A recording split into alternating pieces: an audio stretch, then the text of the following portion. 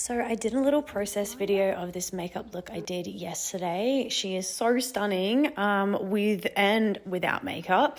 So I'm just putting down some eye primer, and then I'm going to be using the Makeup by Mario Ethereal Eyes palette, using those browns in that. And then I think I even do dip into another Mario palette. But anyway, warm browns, depending on their complexion, will change what tones you use, how cool and how warm you want to go.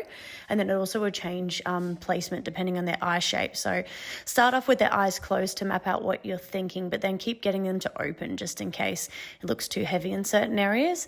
I've just done highlight on the brow bone, the inner corner, and then I've tight lined with a chocolate brown eyeliner and then blended out the same browns in the bottom lash line. I'm now adding individual lashes. These are an Artistry Cluster by Model Rock.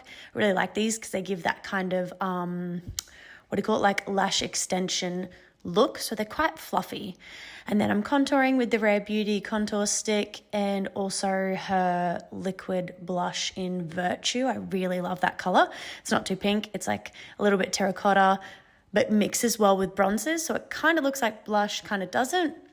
And then I'm finishing off with her Dome highlighter. I think it's called Exhilarate. And that one's just super glowy.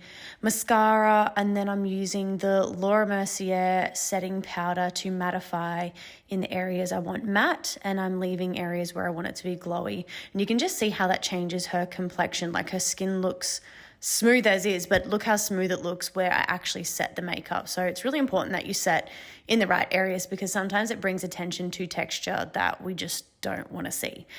And then finishing off with a lip liner and lip gloss by Model Rock as well.